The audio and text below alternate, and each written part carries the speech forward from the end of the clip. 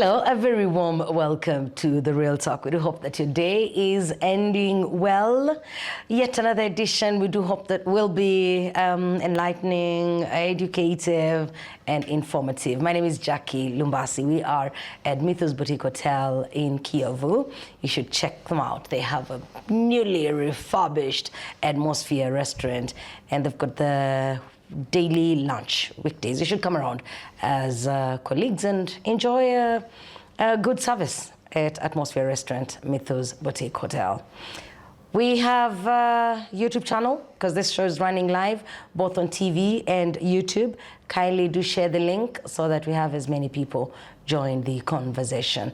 My guest is an investor, is a young man who's investing in Rwanda. We get to know what interested him. Why is he here? What is his business?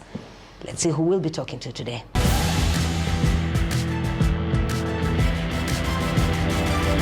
Welcome to the show. Adam Bradford is our guest today. Good to see you, Adam. Good to see you too. Thanks, Jackie. Thank you for honoring our invitation. Sure. I said a young man. How young are you? By the definition of youth, I think I'm still there. You're still 31. there, eh? Oh, yeah, you're still there. Young enough. Young nearer enough. to 50 than I was before. Young enough. You know, so for me, at least you're young enough. I am young at heart. Good. That's what I say, yeah. How have you been? Good, very well. Yeah, very good. You can never not be happy in Rwanda, so I'm very glad to be here. Wonderful. Thank you for honoring our invitation. Please do use the hashtag #TheRealTalk if you have a question or a comment. We'll appreciate you sending it through. Adam, so you know, you are such a fascinating character. I have followed you on different social media platforms for a while. This young man who's doing a lot of great things and hanging out with a lot of great men and women. And I'm keen on knowing, where did it all start? So tell us, who's Adam Bradford? What kind of family do you come from? Where were you raised? How was your childhood? Yeah, great Start questions. anywhere. Yeah. Yeah. I'll go from the beginning. Please. So, I was born in Sheffield, which is a city in the north of England. Used to be a very industrious city, known for its steel and being very production focused, so everyone's there is quite hard working, and the background I come from is very normal. I'd say probably working class, maybe middle class, but quite ordinary family. So I'm the firstborn. There's three of us. I've got two younger brothers who are twins, and there was me, my mum, dad, and my brothers. How can I describe everything? I think my upbringing was very normal. Nothing special, nothing particularly different about it at all. In fact, there's no story there. I think probably from when I became about 12, 13, 14, things then started to change. So the first thing was probably between the age of 10 and 11. What happened? I was struggling in school, but not academically, with the other side of it. So the social side of it, the way of relating to other people, understanding what was happening around. I actually hated school a lot. And you hated school a lot because you had to interact with people. I just couldn't be bothered. You were antisocial. People said that, like, what's wrong with him, what's going on, like, and it was making me very frustrated. So the school kind of picked up on it a little bit, and as it turned out, after I'd been through some tests and seen a psychologist, they diagnosed me with Aspergers, which is a form of autism. At that point, I was 11 and just about to go into what you would call high school or secondary school. A lot of changes happened, and I think I was getting to understand, what does this word mean? What does that, how does it manifest itself in you? And also almost rewriting some of the memories I had, like, oh, that's why that happened, or that's why I felt like that, or that's what this person meant when I didn't know that that's what they meant. So many different things started to happen from them, and it was a difficult time. I wouldn't say that I flew through school, even though academically I did very well. But it was the environment, and I think that's one of the things that started to shape me back then, which is it's not necessarily about who you are, but where you are, and what the people around you do to look after you, how you feel, how you fit in. It's about having like an enabling space. And how was your space? You know, so that form of autism, how if you could just describe it, you know, how did it make you feel? What were those things you were unable to do as a result of, what did you call it again? It's called Aspergers. Aspergers. Yeah. So I know the term autism, and I know the different forms. Yeah, so there's like a Aspergers. spectrum of it. Yeah. Exactly. Yeah. So if you can just describe that exactly, and Yeah. if you could probably, is it the reason you behaved the way you did in school as well? Yeah, I think it was my behavior was a reaction to not being able to understand what was happening around me. And it's almost like you have to learn all the things that people already know from scratch. So the way that you could describe it easily is most people's brains have like a filter, not about what's going out, because I can pretty much control what comes out of my mouth, but what goes into your head.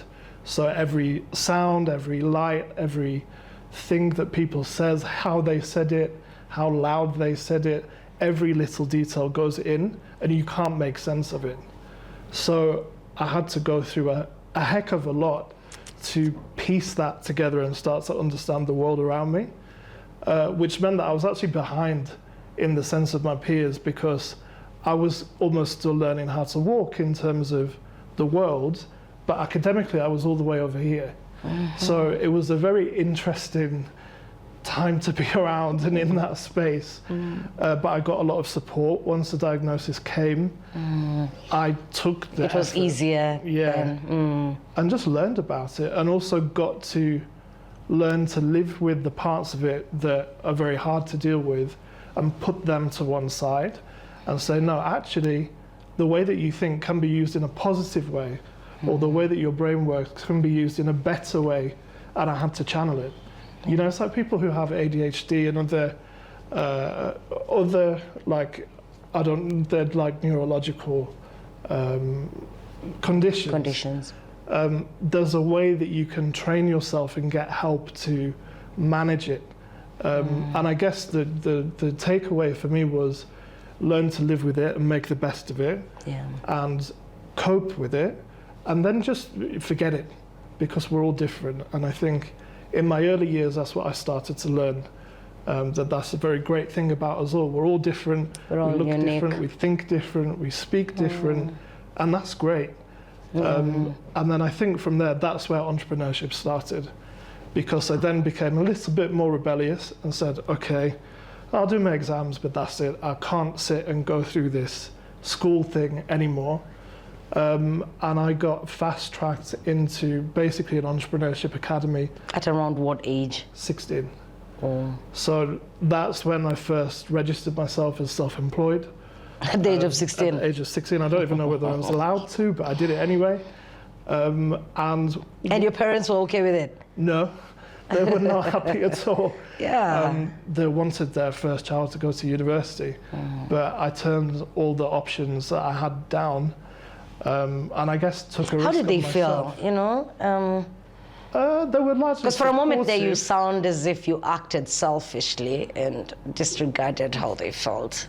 Yeah, maybe I did a bit. Yeah. But it was, like I said, it was a risk I took on myself, because I wanted to do something I was more passionate about straight away. Like, I didn't want to wait.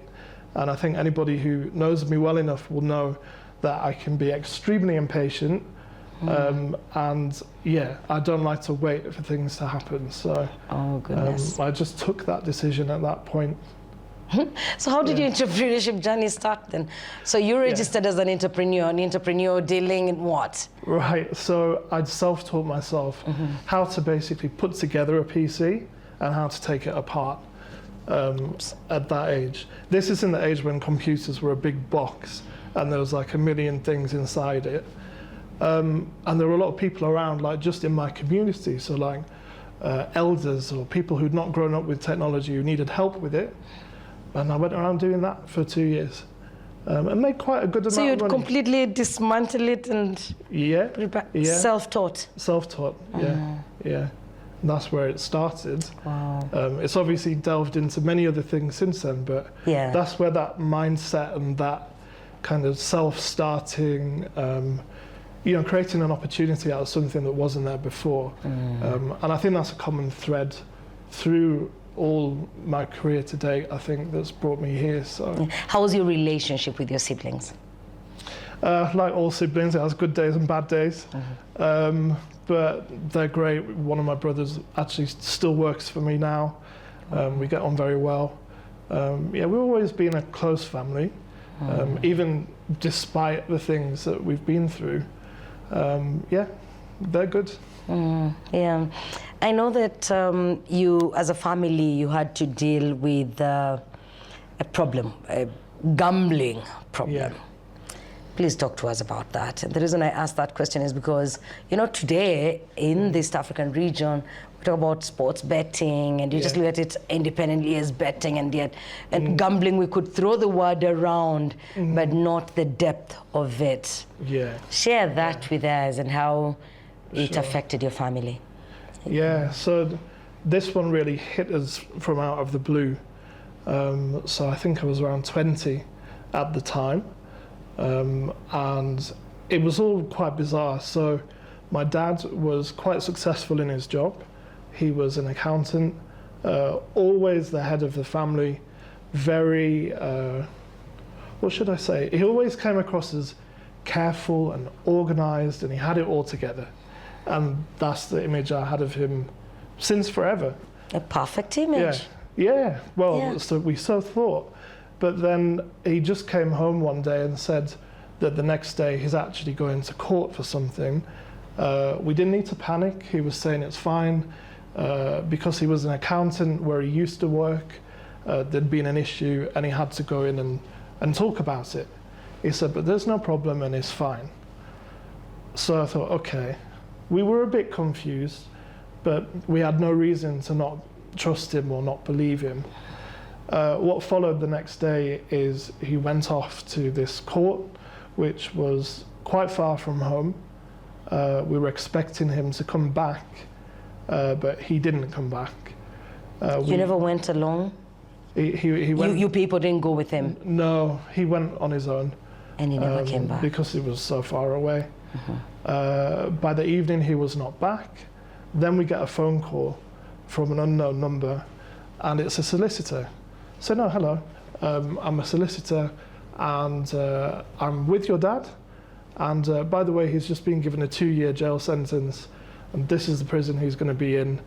You're going to get more detail soon. That's all he could say. So we were like, what the heck has happened? Like, exactly. What has he done? Because, someone who was so perfect could have done this, like all sorts went through our head, like, has he hurt someone? Who knows, what has he done? And when did it even happen? Whatever he's done, whatever crime he's committed, when did it happen to around 2 years imprisonment? It's quite a long time. It's not, So you have all these things running through your mind. The family is confused. Completely confused. I can imagine. So we had the weekend and we were trying to search. We were looking through the house. Are there any letters? Are there things that couldn't find a thing? The next thing we got was a call from our local newspaper saying they're running the story the next day. Do you want to comment? And I was like, comment on what? I have nothing to say. So we then see the headline. It was all over the front page. Oh my goodness. He'd been jailed for fraud. And it was due to trying to keep up with a gambling addiction that he'd kept secret. He'd said in the court for a very long time. When his betting went onto the internet in the early 2000s, it just became something that was so normal to him that it became addictive and he couldn't control it. He ran out And of neither money. of you had an idea. Not even your mom Zero. knew that he had this addiction. Zero. You cannot see it because it's not like someone who's an alcoholic or taking drugs.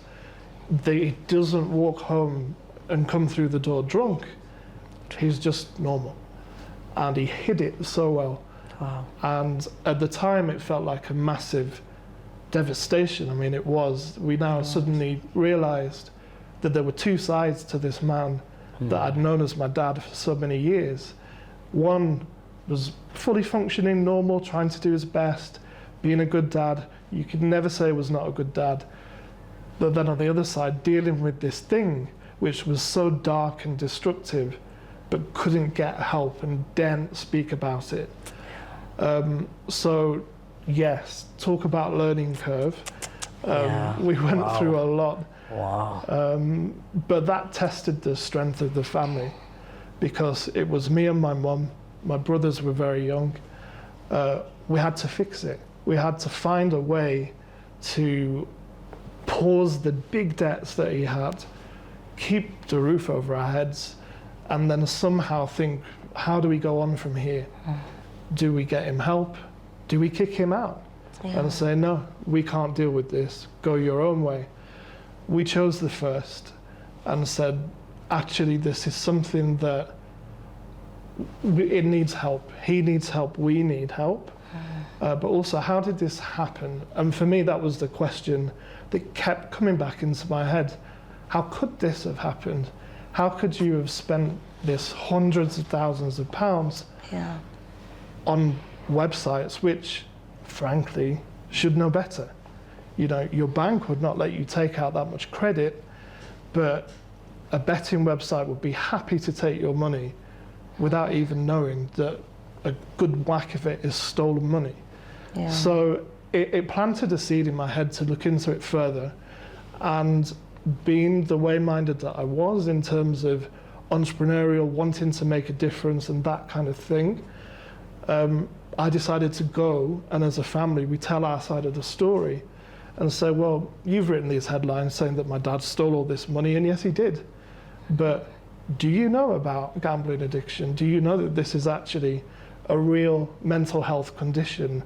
You would never treat an alcoholic or a drug addict the same way as you're vindicating someone who has had, obviously, a massive battle with betting.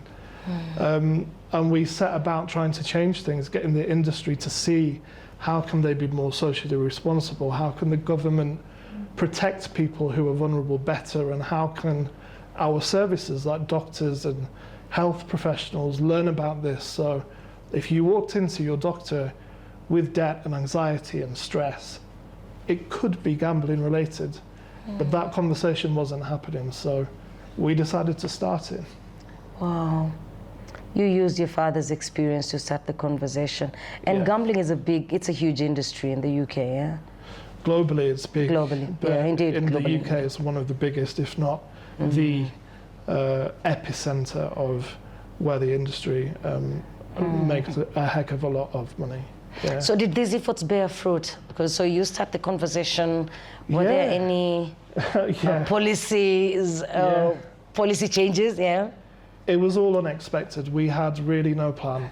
This was just us wanting to do something a little bit charitable. And in between there, were you visiting your dad? Were you in touch with him? Yeah, quite regularly. How was he? He had a hard time in prison.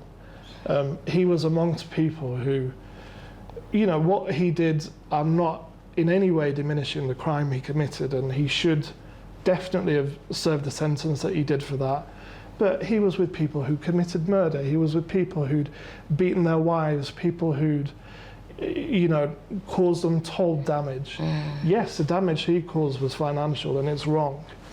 But prison wasn't the cure of his gambling. It was getting it out and making it public and real and honest that stopped him from ever doing it again. So it was really only when he came out of prison that he started to get help.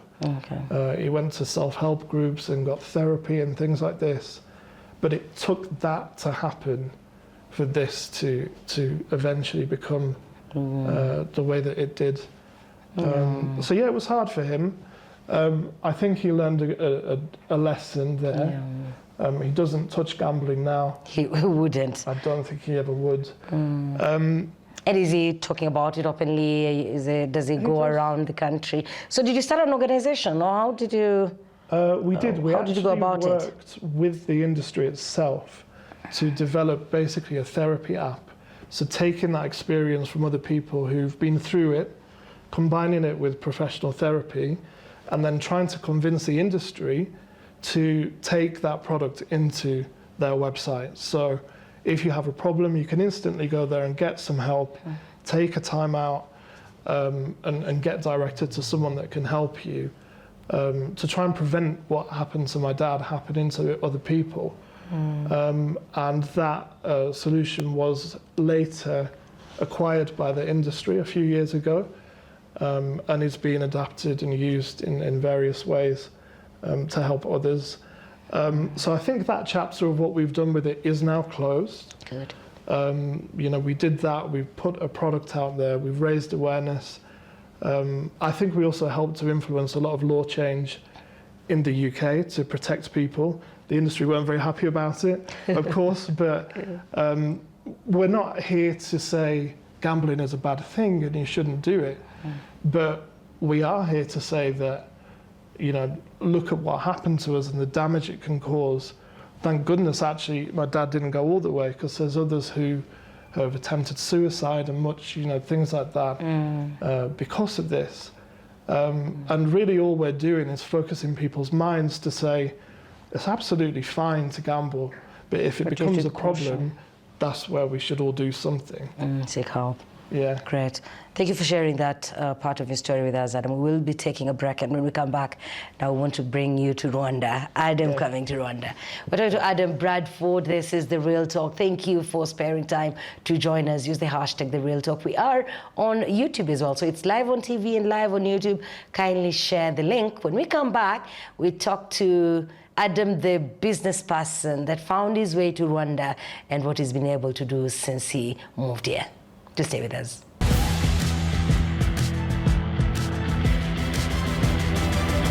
Welcome back to The Real Talk. We are coming to you from Mythos Boutique Hotel in Kiyovu.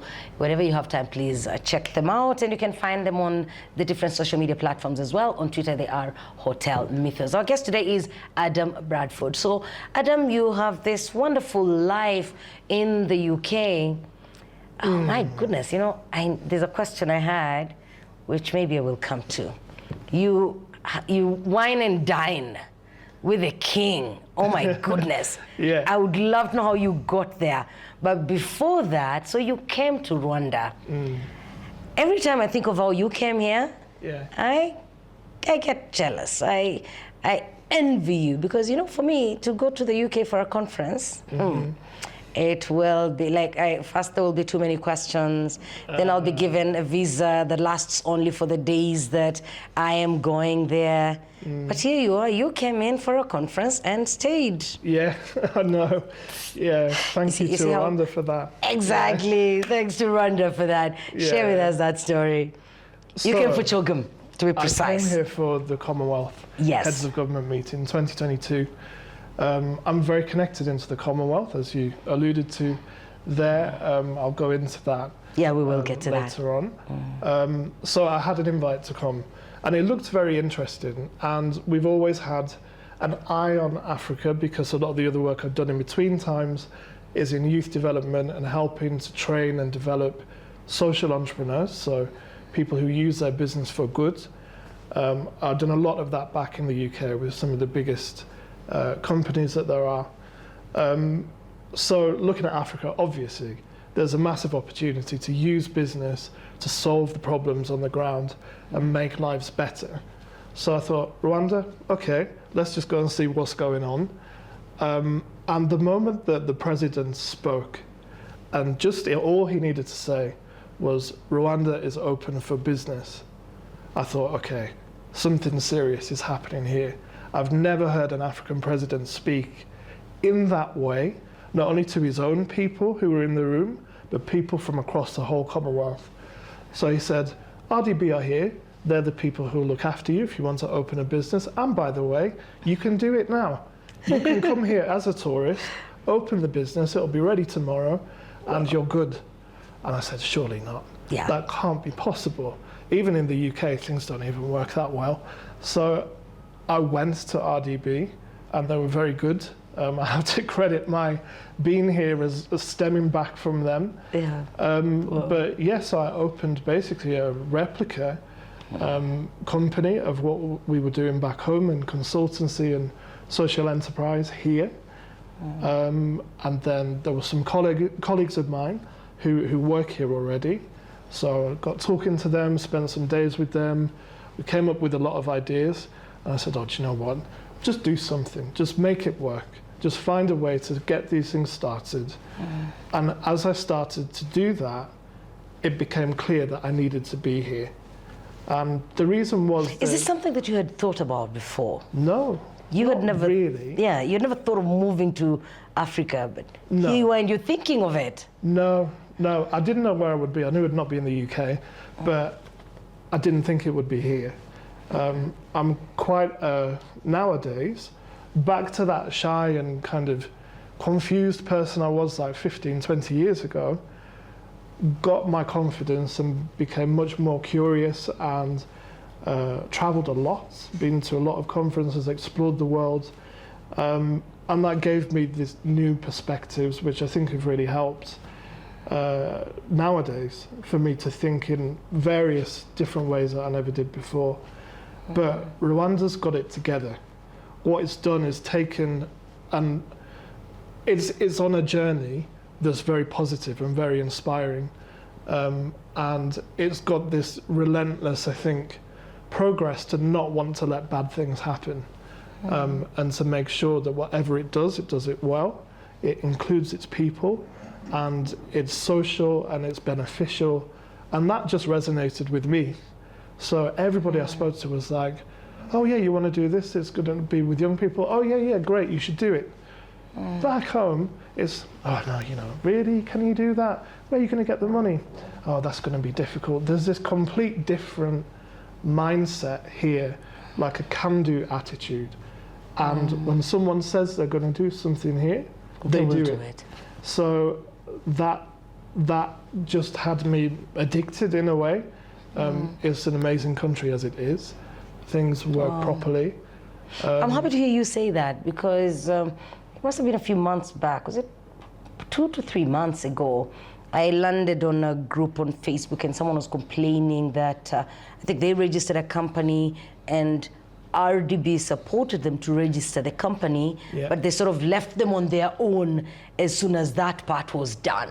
But from your experience, seems like you registered the company and you still got enough support from RDB. Yeah? Yeah, but again, it depends on the mindset of you, right? Oh, yeah? So everything that you do in life is based on the effort you put in. So opening the business is not even the beginning. Like, there's so much more that you have to do. All entrepreneurs and business people know this, that your work never stops.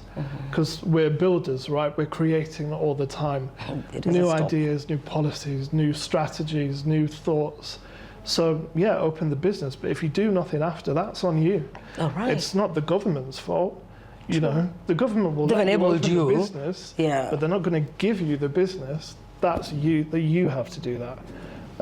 So this is one of the things that I observe with a lot of entrepreneurs or startup entrepreneurs. They expect things to fall into their lap. Nothing happens to you unless you put the effort out there, make the connections, pitch the ideas, find the money. And when I say find it, you have to go and find it. Even if it's not from where you originally wanted it from, you have to start making money first. You can't spend your time making a loss. If you've not got money coming in, you can't do anything.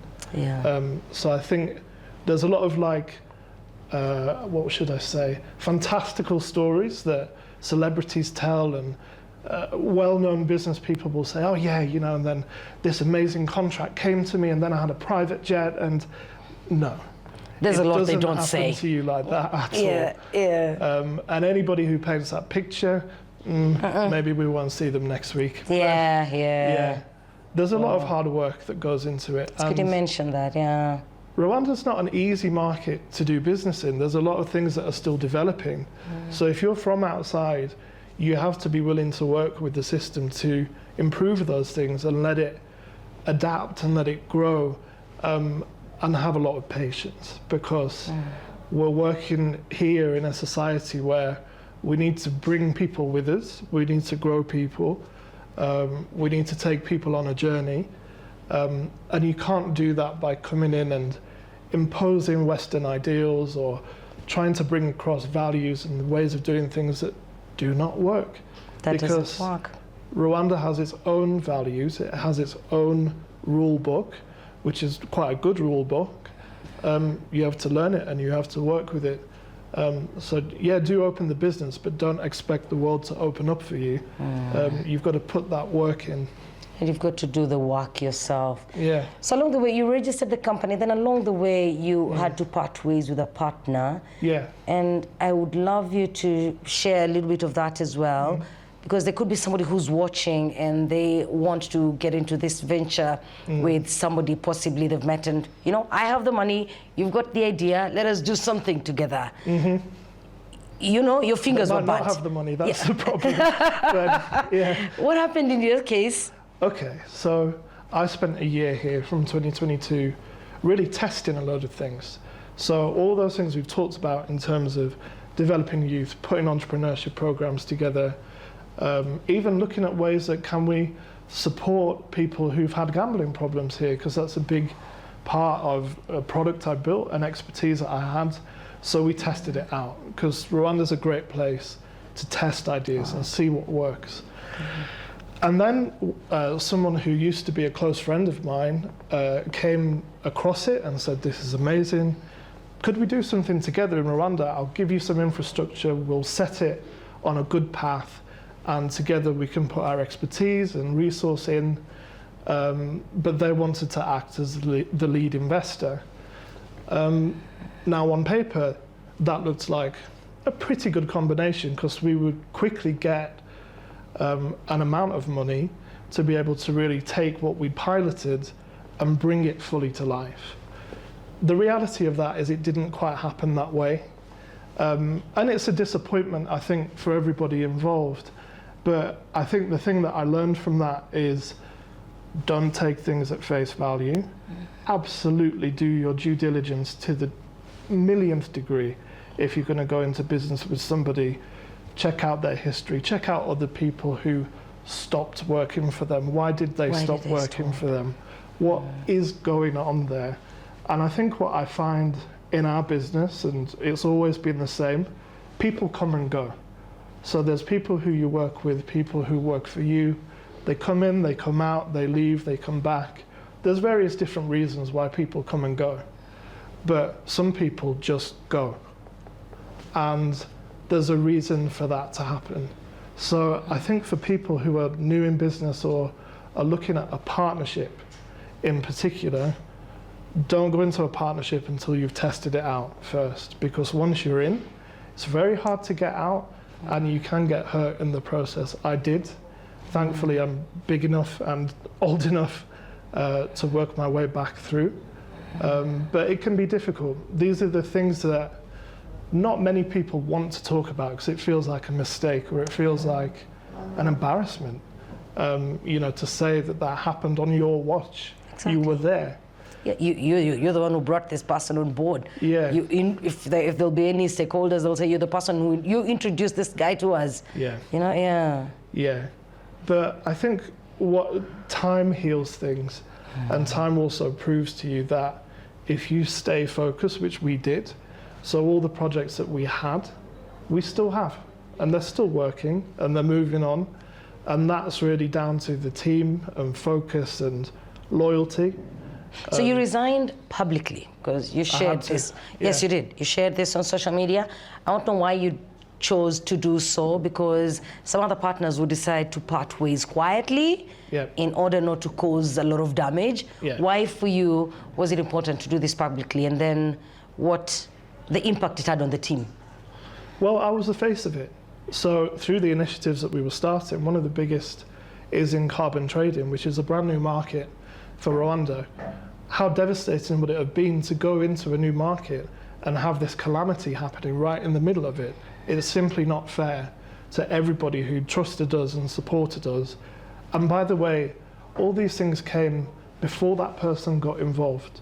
All the projects that are here that we've done, like the carbon trading, the work with youth, all these things that we're doing as part of our sustainable business, we're here before that person, and they continue to exist now. So this is basically a triumph over adversity, and just, you know, getting on from that chapter. The reason I had to talk about what happened publicly is because, one, I believe in transparency. There was not much of it during the course of what happened. And I think, secondly, it's important for people to know and to learn, and just to get people to open their eyes a bit. You know, look into who you're doing business with, have a look at the genuine nature behind the projects they're doing. Check that they have the infrastructure that they say they have. It's a lesson in due diligence. Yeah. You know, one of my fatal traits is I can be too trusting. It happens, especially when you've been through stuff and you just want people to be good. I've learned that. It's going to take me a long time to be a lot tougher, but it happens. How differently are you working today from that experience? What are those things that you're doing that you never did before, I didn't thought of doing? I think we're keeping ourselves close. So we are working with partners, trusted partners, but partners we've known for years, partners who have stood by us. And like I said, it's that time thing. You know, I know there's people we've worked with for years who I can trust. Let's not let new people come and join the party now. We know what we're doing. So we're focusing on that, just making progress, keeping all negativity out of the way. And we have a good team. You know, people here work well. We've got good people who work for us and with us, and nurturing that. Yeah. You mentioned carbon market. Yes. So educate us a little bit about carbon trading, in case there's a viewer that is hearing of it and they've had this over and over, but they just want to understand a little bit about it. Yeah, shed some light. So it's a word that's been thrown around a lot recently, especially over here. Yeah. So we know carbon dioxide's bad for the environment. It really doesn't help with greenhouse gas, obviously the global boiling and everything that's going on. So carbon trading is a way to almost balance out the net effects of that. So there's a lot of trees here in Rwanda, for instance. Every day they're taking the carbon out of the atmosphere and it's been stored essentially in the tree. Now, the business model is that people who pollute, so like big companies or airlines or people like this, can buy what's called a carbon credit. What that is it's like virtually a metric ton of carbon that's regulated and authorized and audited. So when they pay the market price of that carbon, they can be assured that that carbon has been removed from the atmosphere, maybe here in Rwanda, and the landowner gets some of the benefit of that income, and the government gets some of the benefit of that through meeting their obligations under the Paris Agreement. So the people who are polluting are paying for conservation efforts to make sure that we have agriculture and that we have forestry that continues to take that bad carbon out of the atmosphere, and we try and reduce. Is that already working here? Do you have farmers that you're working with? Yes, so we have a group that we're in conversations with who are about to start. It will be the first such project in Rwanda. And we're making sure that when we work with them, we give them capacity development. They get a share of their income. So this is a new way of them earning money from their trees, with the incentive that we can pay you from the carbon credits so long as you preserve your forests. So don't chop down the trees and use it for charcoal or furniture or anything else. And we will pay you for that. Yeah. Oh. So that's basically how the model works. Yeah. So you know what? I'm not going to lie that I've understood it wholly. I'll need another 2 or 3 days with you. It's quite a lot, but thank you. At least I have a little bit of understanding. At least I got the fact that if somebody has a forest or they've got trees, Yes. they conserve that. They preserve the trees, and you pay them for doing that. Yes. Yes. Instead of them cutting that to get charcoal, you will pay them, and maybe they can afford gas. Yes. Thank you for that, Adam. Let's have a look at Adam's 6 Qs. This is The Real Talk.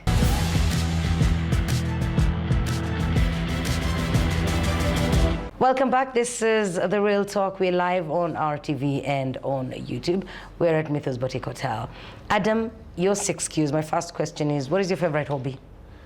Eating. Oops. I had to say that.